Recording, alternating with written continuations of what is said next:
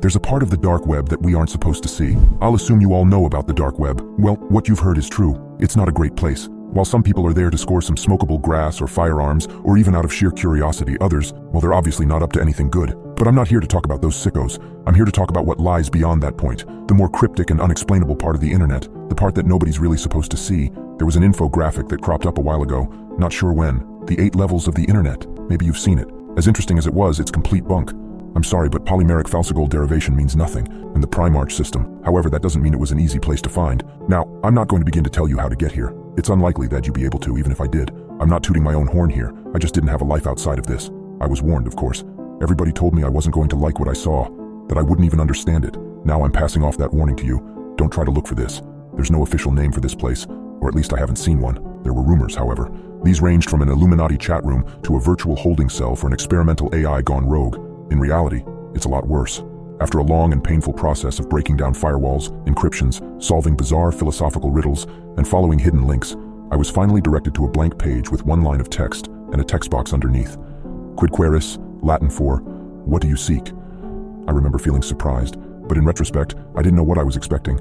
I'll admit I was a bit stumped here, partly because I didn't know the answer to that question. I had no objective, I just wanted to see if I could do it. I tried some generic answers at first. I typed in the truth and enlightenment. Nothing happened. I tried a bunch of answers, but none of them worked. I was getting frustrated at this point. Maybe this was a gag page. Maybe I really hadn't figured anything out. If only. I tried something off the wall. Not sure how this came to me or why I thought it would work, but I typed in, what also seeks me. Now that I think about it, this thing might have been an AI. To my surprise, the page went blank, like fully blank. I waited. After about 5 minutes, I was directed to what looked like a forum. No, not even that. It was more basic. Just a list of links over a brownish-yellow background. The links themselves were indecipherable, just seemingly random sequences of characters, symbols, and letters. A lot of them I had never seen before. It almost looked like an alien language, obviously just a code I didn't understand. At this point, expectations were off the wall. Each link was a shot in the dark. I clicked on the first one. It loaded up a live feed of what seemed to be the Paris catacombs. I watched for a while, but it was ultimately uneventful. I moved on to the next link. It was a shaky video in a dark setting, but I could make out men in tactical gear. They were in a house, opening doors and sweeping each room. Eventually, they kicked one down to reveal a creature, tall and humanoid with scaly skin. It was gnawing on a dismembered arm. They tried shooting at it, but it escaped out the window. The video stopped there. Well, I was floored. What the hell was this? It looked too real to be unreleased film footage. I was officially intrigued. Maybe this was worth the months of headaches and bloodshot eyes after all. I couldn't stop now. I started working down the list of links. With each click, everything got more and more bizarre, more disturbing. I stumbled upon a document called the Paragon Project, detailing trials of human experimentation that would lead to superhuman levels of strength and durability. It was an apparent success. Looked official too. There were essays on space-time anomalies, glitches in reality, and apparent pictures of alternate dimensions. There were detailed explanations regarding Area 51, the Bermuda Triangle, assassinations, disappearances, and the true nature of the Holy Grail. One of the more upsetting ones was a document referring to a world-ending bomb, a nuke that's 720,000 times stronger than the one dropped on Hiroshima. I don't want to know why we would need that.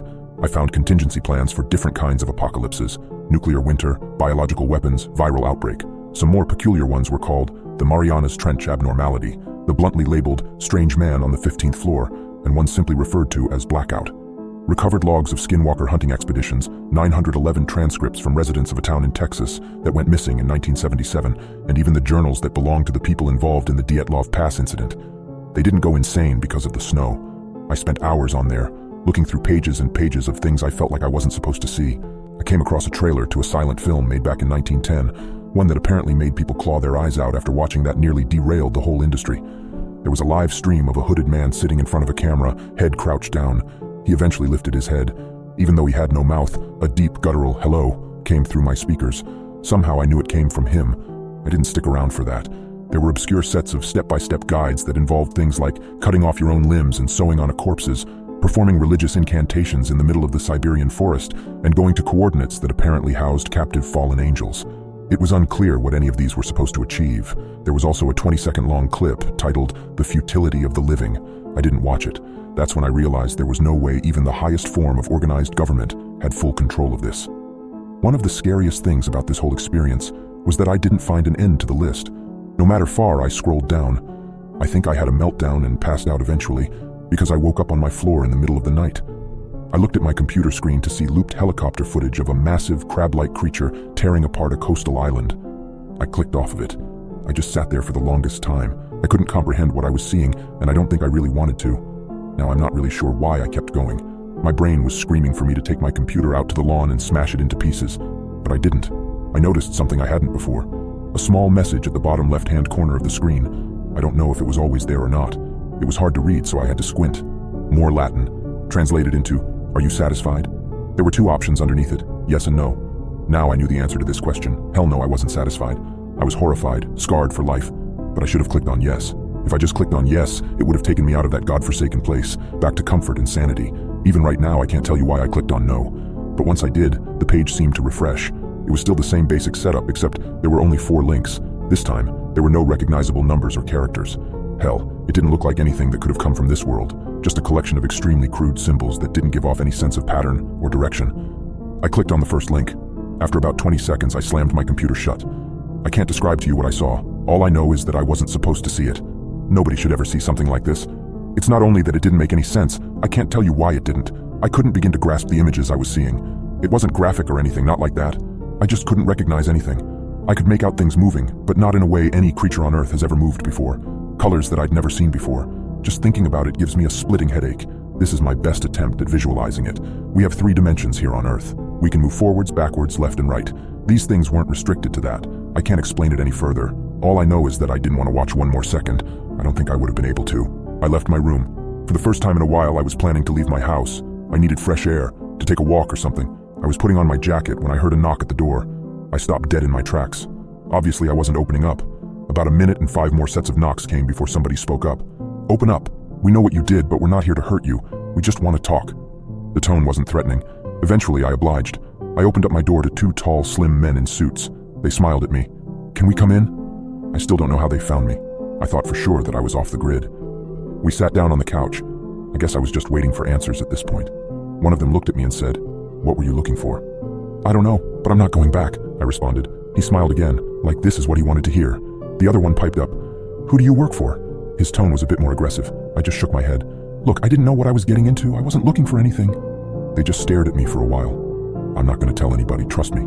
They finally responded, "We're not worried about that. Doubt anybody'd believe you." Another smile. Somehow it felt genuine. "We just wanted to know what your priorities were." In retrospect, that was a very strange question. "Just do us a favor and we'll leave." I perked up. "Give us the device you used to access it." I didn't ask any questions. I ran upstairs and basically tossed them my laptop. They both smirked at me one last time before heading for the door. Just as they were about to leave, one of them turned back. "I don't think you need to be told, but don't try this again, and don't show anybody else how to get there either. We'll know." I didn't ask who they were. I'm not sure I would have wanted to know. It's been a week now. I don't go on the internet so much anymore. After this, I'm going to try and forget. To try not to think about it anymore. I've started having horrific nightmares. Been seeing a therapist for that, but I don't think it's helping. Anyways, I'm not going to let this consume the rest of my life. The thing is, I'm afraid this might not be possible. There are some things we aren't supposed to know about, probably for our own safety and sanity. Don't try and seek them out. It's better that way. However, it might be a bit too late for me. I work as a dark web hacker. After what I saw today, I'm never hacking again. I'm probably one of the most experienced hackers on the entire internet, but some people on the dark web are simply pure evil. I don't think I'll ever be turning my computer on again. Growing up, I spent my entire life on my PC, and before long ended up in the 4chan hacking and looksmaxing pipeline. As you could imagine, this meant I had IRL friends. I was bullied and pushed around a lot, and was always too weak and scared to fight back. That was until I realized I could use my hacking skills for my own benefit, and to get revenge. I just never could have guessed this would result in the biggest mistake of my life. I had one main bully called Brock, who was the definition of a bumhole. He would bully me daily and make my life hell. I guess this made what I ended up doing to him easier to live with. Brock loved to brag. His girlfriend was hot, his figure was fit, and he was amazing at sports. His only downside was he was dumb as hell. So when I saw him on Facebook as a suggested friend, something clicked. With the help of some friends I'd met on 4chan and the dark web, I sent him a PDF file to his email, which gave me full access to his laptop upon opening it. That was when I started getting carried away. I had his laptop camera, location, everything. When his girlfriend came over, I was ready. I booted up my online dating application and started sending messages to Brock. "Hey baby, can't wait to see you tomorrow. Last week was a blast." It was easy to convince his girlfriend that his online babe was real, but I didn't stop there. I downloaded on his laptop as much gay porn as I could find. You could imagine how his Muslim parents reacted to his fun drive. He never came back to school since then. My guess is he moved out of town. Now I wish I'd have stopped there. Oh God, I wish I stopped there. But I was addicted. That feeling of justice being served by my hands was so good. So I started targeting criminals, the type that used the dark web to hide and spread their filth. For 4 years straight, I was a pain in their asses. Pedophiles, heavy drug dealers, hitmen, you name it. If they were online, I was making their lives a living hell. I thought I was being smart. I thought I was hiding myself pretty well. But I never could have known something was following me every step of the way, and it would soon tell me.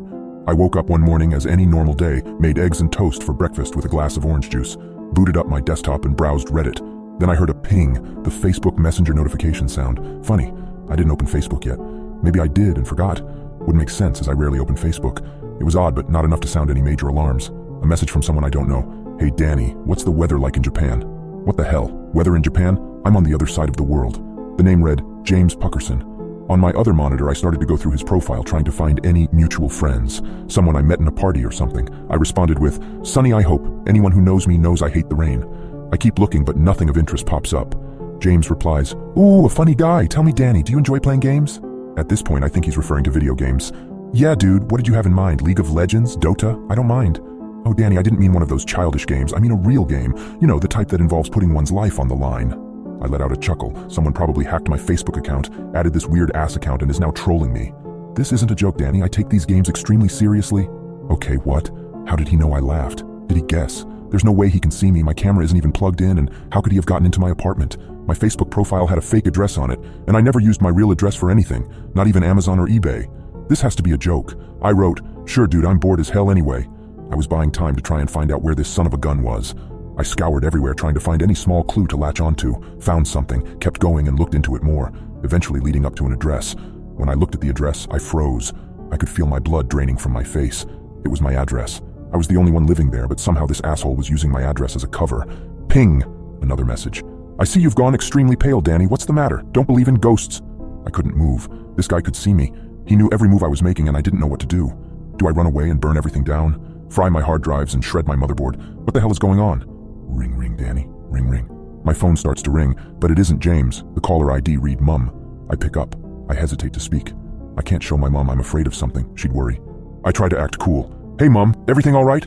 What I heard next made me drop my phone in horror. It made me realize that this was real and this wasn't a joke. A voice, obviously modulated to hide the identity of the caller, but the threat was real, and I knew who it was. Hey, Danny, what's the weather like in Japan? I stood frozen in horror.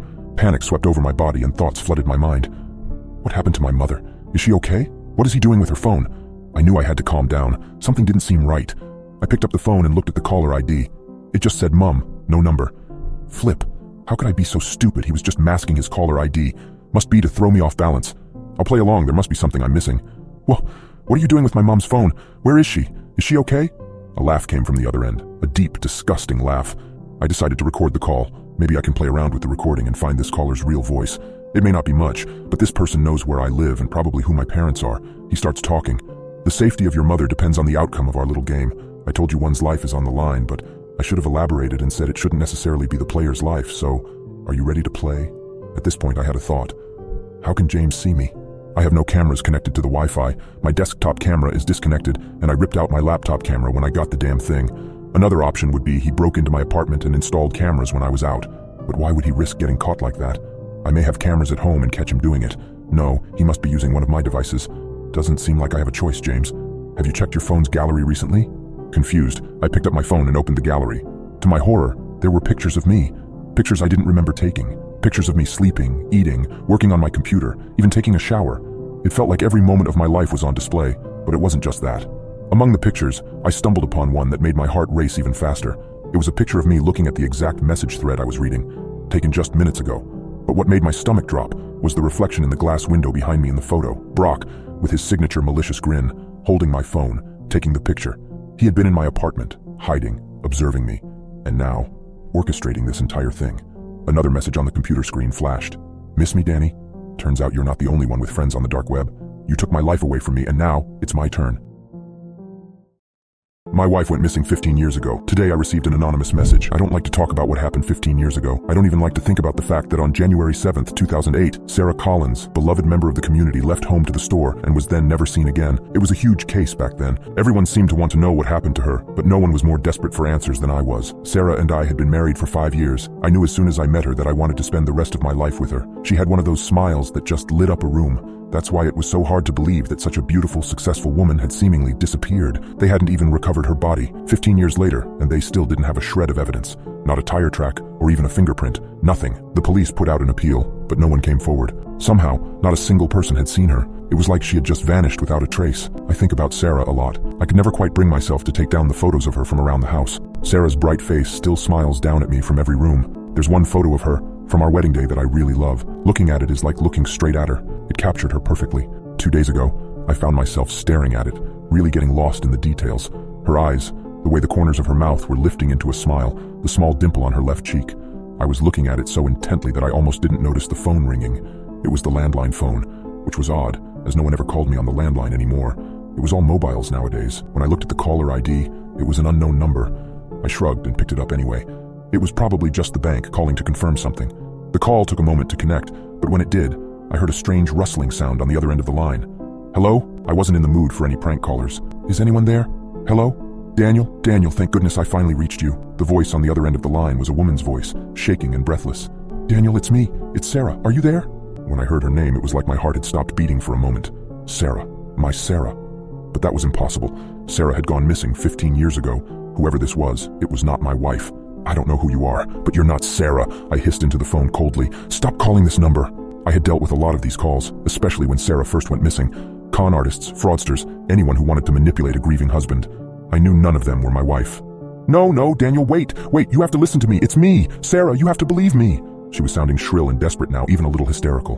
The lengths that people go to in order to sell a lie is astonishing. Why are you doing this? I asked angrily. It's been 15 years since my wife disappeared. What do you want from me? For a moment, the woman on the other end of the line didn't respond. I was beginning to think that the call had disconnected when she finally spoke. Daniel, please, it's me. It's your wife, Sarah, the woman begged. I'm telling the truth. It's me. She continued to plead, but I'd had enough. I wasn't going to listen to this liar anymore. Don't call this number again, I firmly told her, hanging up.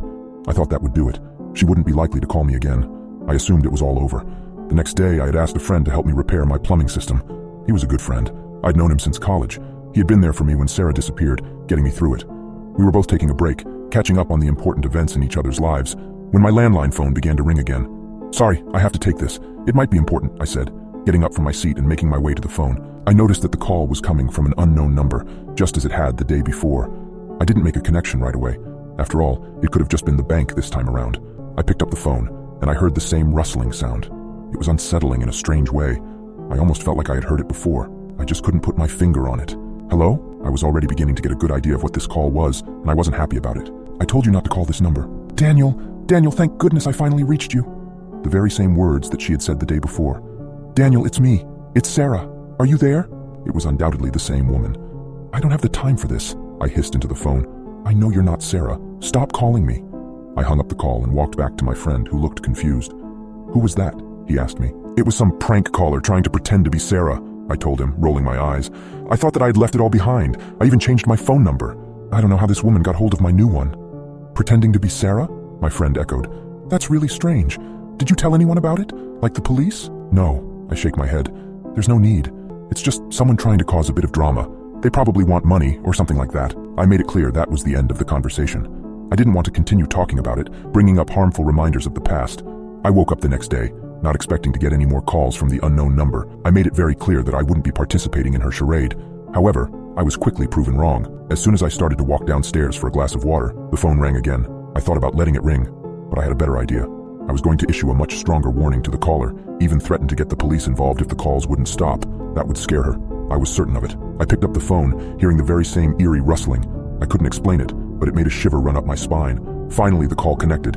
It was just the same as the other times, the same pathetic monologue. Daniel, thank goodness I finally reached you. Maybe it was even a recorded message. Daniel, it's me, it's Sarah, are you there?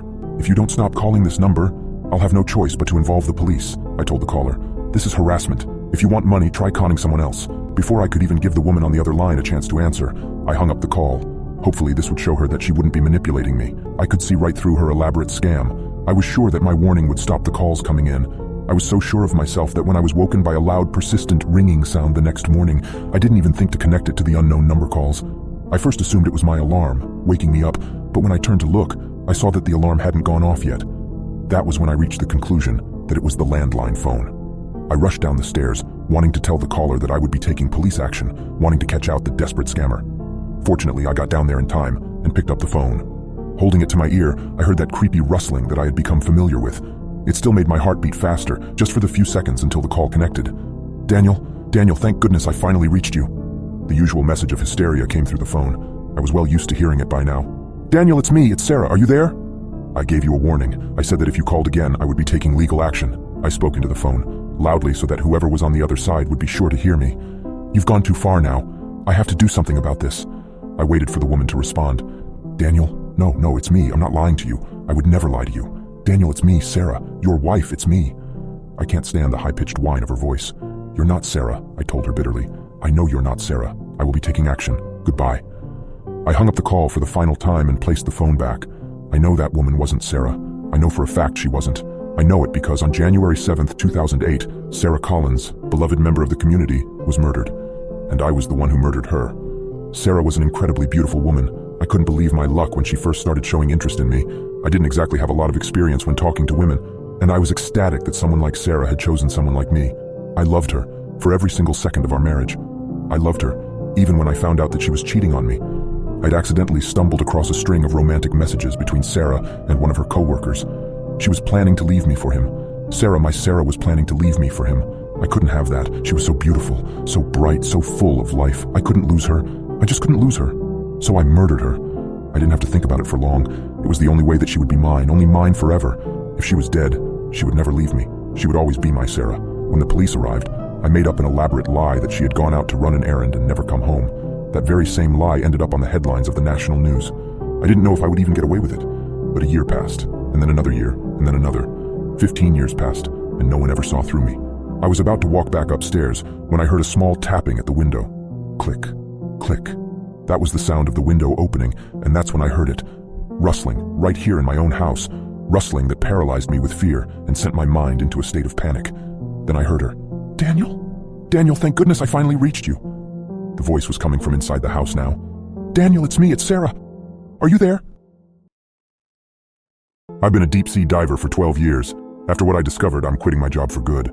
I've seen a lot of upsetting and even unexplainable things in my time, but nothing compares to what I found in my last dive. I don't think I'll ever go near the ocean again. I've considered quitting many times in my career. Most people quit after their first recovery. Being a search and rescue diver, we are trained to find and save people before they drown. Sometimes we save them, sometimes we're just too late, but sometimes what we find is so much worse. I got the call around 11 a.m. A father had taken his 10-year-old son fly fishing. At one point, the father managed to stab a hook all the way through his finger.